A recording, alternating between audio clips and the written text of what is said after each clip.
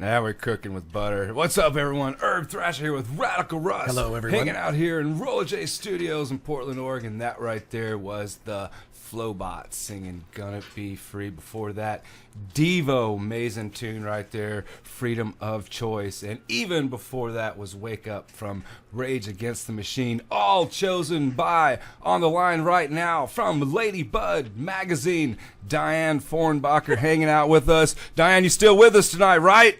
Partially. That's what I want to hear. We know what that means. Partially, and you know, it has many different definitions, and we love that definition. All right, let's get to a little bit of stories going on. Ladybud Magazine, as we just talked about, started off in April of 2013, and as I was mentioning, like, you know, one of the things I really dig about you guys is you guys aren't afraid to tackle a story from any story, and it's not just cannabis, as you were mentioning, all kinds, maybe from life, death, light, dark, positive, negative. I just see all these different kinds of things from many different writers, and you guys can go to ladybud.com and see a lot of these stories. So let's talk about a few of these stories, starting off with Calvin. Calvin is 2 weeks seizure free, just posted on January 9th. Tell us about Calvin. Well, we get a lot of parents who write to us who are inquiring a lot about how to move, where to move, what to do. But then we have parents who are staying where they live or trying their best to sort of find qualified in medicine without the quality controls that the system would afford, or in a state that really doesn't have that yet. But you know, we got this story from Calvin's mother, and he's, you know, just only incrementally increased his CBD intake, but it has had remarkable results. And, you know, it's nice to see stories like this because, and, you know, there's absolutely zero judgment here, but there are a lot of parents who start the kids off really high up, and that works for them. But, you know, there are some parents, and we don't hear as much about them, but they like to start their children off a little bit slower, and also because of the lack of access. And, you know, Calvin being 2 weeks seizure free, you know, and thanks to cannabis oil, as the title indicates, is one of those, you know, little miracles where his parents are very good parents and very loving, and they really want to be able to give their son something that, you know, compared to the other things he takes, like benzos, you know, they're really committed to having more holistic sort of treatment for him. And so she has a blog. You know, her name is Christy Shake, by the way, and her son Calvin's 10, and he has intractable epilepsy. So she began documenting her family's journey raising him on her blog, which is called Ladybud Story. And, you know, it doesn't, you know, in the news, they can't really focus entirely on the day-to-day struggles of parents who have to deal with children who have intractable epilepsy, but her blog really chronicles more in depth what they go through.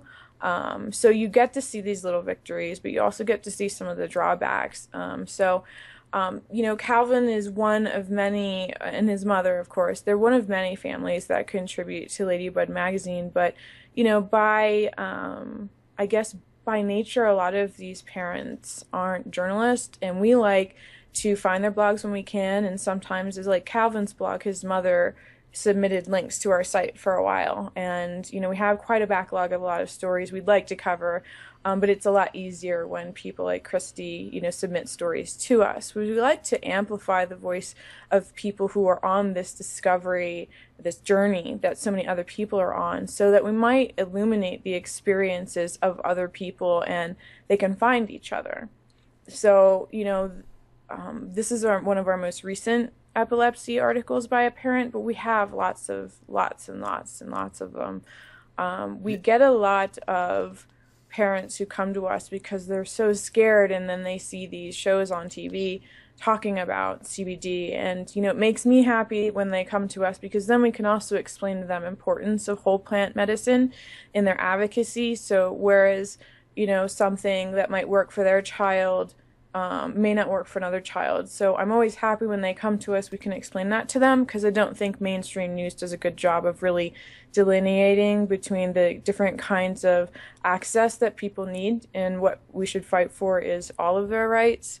So I guess I'm sort of getting into more of the general subject of. You are. Well, when you go to Ladybud, there's like so much you guys, because you have culture and you have health and beauty and science, and talk about another story maybe in health that's going on these days. 'Cause, 5 beauty essentials. You have High and Hungry. You talk about food. You know what I mean? Like being in Colorado, seeing a lot of the medibles these days. You have a lot of maybe restaurants around. Do you guys get into that?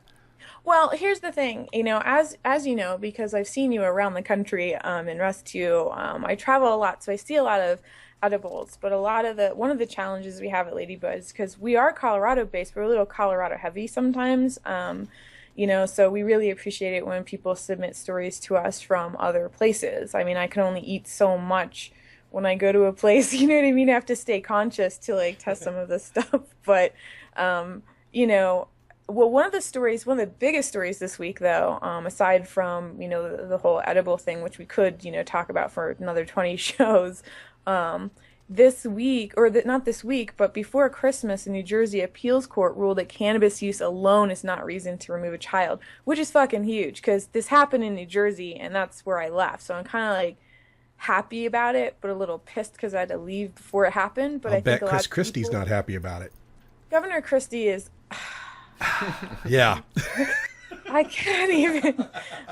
want to be articulate, so I'm not going to really get into that. I mean, I could get articulate in sort of like a swearing fashion, but I don't want to reduce it to, sort of juvenilia. You know what I mean? I really don't want to go low, because it's just so easy with someone who's like a walking cesspool of a, hemorrhoid drip or something. Like I can't even go there. And we're laughing, but the only reason I can have brevity when I'm trying to articulate myself about this bastardization of our species is because I don't want to cry about it. Because when I was in New Jersey and we were trying to get our program off the ground, even though we had supposedly medical marijuana, we had to go to the state house over the course of several years. And during that time, you have people who come to you, they're already in the late stages of their disease and they know they're terminal. So you watch every time we have to go back and testify. And this has happened to me in Pennsylvania and other states, but no more than, New Jersey, since we worked, primarily there. But you'd see people like Diane Fornbacher, she had Lou Gehrig's disease. And when she came to us, she was already losing motor function. But she could still sit upright and talk. She wasn't hooked up to an IV like the last time I saw her with a hospice team. And they still didn't implement the program. So when I'm talking about Governor Christie, I speak with this sort of exasperation and flabbergastation because I have to. You know what I mean? Like, that guy is just... I don't even know, man. Like, I thought Satan would at least have, like, a really nice physique and, like, maybe some fashionable, like, really nice tailoring, but like, look evil. But it turns out he's a fat cat from Jersey Garden State, and he is just, like, Jabba, and he's just this disgusting, I totally understand, and Governor Christie has never earned anything from any of us, and I can't imagine that he ever will. Talking with Diane Fornbacher with Ladybud Magazine right now, and you guys can go to that .com and see all these stories. There's so much more, as I mentioned, so many different subjects. All right, let's get to another tune. When you sent these tunes, man, this whole list was just amazing, and the one video and song that threw me, I was like, that made me go wow, was Nina Simone. Lead us into this tune real quick. Also have more, but talk about her real quick, and then we'll come back, and Diane's going to read some poetry, and we'll talk more about ladybud.com. What about Nina Simone? See, Nina Simone, even though she's been dead for, like almost 20 years now, she was a lady, the prime example of a lady who cared a lot but gave zero fucks. She didn't give a shit what you thought. She played the piano, she was going to sing, she was a protester, she raged, she was a social critic too, and she was a fucking artist of the highest degree, and she studied in Philadelphia, and I'm just incredibly proud that I got to see her before she died at the, not the Electric Factory, but at the Tower Theater with no air conditioning in the summer, but oh, it was very, very worth it. She's a fucking rebel. Dude, I watched this video 3 times in a row after I found it, and I just felt like you guys are going to watch this video right here. here and put yourself in this space, because this is a time, this is a place, and this is a freaking revolution right here. Turn it up, folks. Diane Fornbacher, 420 Radio. We'll be back.